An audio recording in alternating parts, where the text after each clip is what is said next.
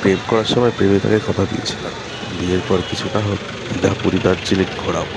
তো সেই দেওয়া কথা রাখতে কর্মজীবন থেকে জোর করে আদায় করে দেওয়া কদিনের ছুটির মধ্যে আমরা 3 দিনের জন্য প্ল্যান করে ফেললাম পুরী যাওয়ার। তো দিন তারিখ ঠিক করে সেদিন ঠিক সন্ধ্যা 7টার মধ্যে আমরা পৌঁছে গেছিলাম কলকাতার বাবুঘাটে। বাসের টিকিট ফিকিট আগে থেকে কাটিনি, ঠিক করেছিলাম ওখানে গিয়েই কাটবো। তো ওখানে গিয়ে ডলফিনের 9:20 বাসের টিকিটটা কেটে ফেললাম। অনলাইনে 784 টাকা দেখালো, ওখান থেকে কাটলাম বলে 700 টাকা করে দিল। 9:20 বাসটা ছাড়লো প্রায় 15 মিনিট লেট করে। 9:45 কলকাতা বাবুঘাট থেকে ছেড়ে দিল ডলফিনের এই বাসটা। তো বাসের ভেতরটা এসি সিট ফিট সব বেশ আরামদায়কই ছিল, কোনো কথা হবে না। পয়সা উসুল একদম। আবার সাথে দুটো জলের বোতলও দিয়েছিল দুজনকে, আমাকে আর প্রেমিক মানে আর কি বউকে। দেখো, সাদা ধবধবে কাপড়ে মোড়া, একদম পুশব্যাক। সুন্দর করে সকাল ঠিক 7:30টার সময় আমরা পৌঁছে গেলাম পুরী। হোটেলে ফ্রেশ হয়ে লাগেজ ফাগেজ রেখে ডাইরেক্ট চলে গেছিলাম পুরীর মন্দিরে বাবা জগন্নাথের কাছে। একাধিকবার পুরী যাওয়া থাকলেও পুরীর প্রতি একটা আলাদা কেমন যেন টান আছে। জগন্নাথ যেন বারবার ডাকে, তাই আবারও গেছি, আবারও ভবিষ্যতেও যাব, এতে কোনো সন্দেহ নেই। পুরীর মন্দির সত্যি বাঙালির একটা আলাদা আবেগ। ঠাকুমা মারা গেছে বলে আমার তো অসুস্থ চলছে, এখন 1 বছর হয়নি, ওই জন্য পুজো পুজো দিতে পারবো না।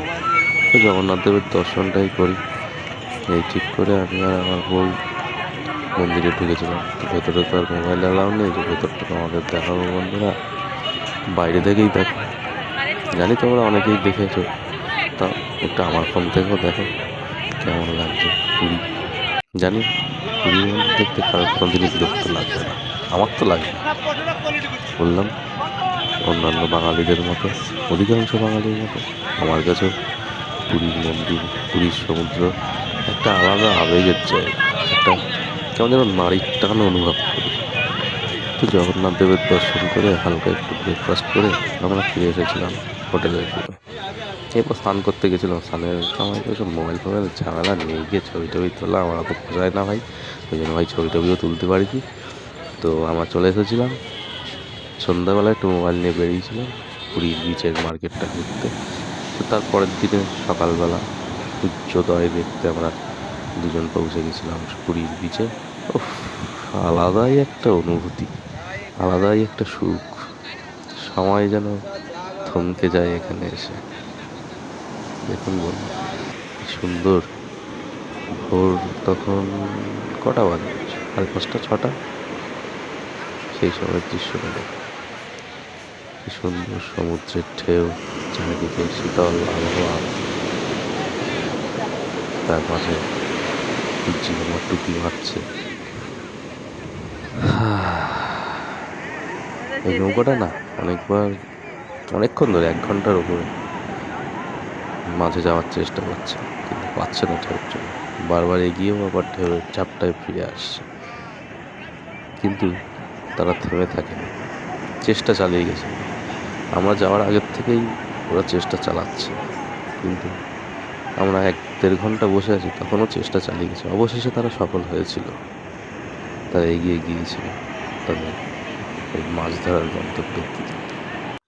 বিচের ধারে ওই চায়ের দোকানগুলো, তার সামনে পাতা চেয়ারগুলোয় বসে বসে সমুদ্রের দিকে তাকিয়ে চা খেতে খেতে একটাই কথা মনে আসছে, মানে ওই দুটো গানের একটা লাইন, আর যাবো না যাবো না ঘরে, এই সংসার কিসেরই তরে, কিন্তু পোড়া মন মানে না। কি বলবো, তাই তো? তোমরা কারা কারা পুরীতে গেছো? পুরীকে একদম ওই নারীর টানের মতো আগে যে বললাম একটা আবেগের জায়গা, সেটা কারা কারা অনুভব করে একটু জানিও। সত্যি কথা বলতে গিয়ে আমি অত বেশি কথা বলতে পারি না, আমি তার কোনো ট্রাভেল ব্লগার না, কোনো বড় ব্লগার, অত ভাই গুছিয়ে কথা টথা আমি বলতে পারি না, আমি বেশি বকবক করছি। যা যা ভিডিও করেছি হাত কাপ ছাড়া, তো দেখতে থাকো, সেগুলোই তোমরা দেখলে আমার ভালো লাগবে।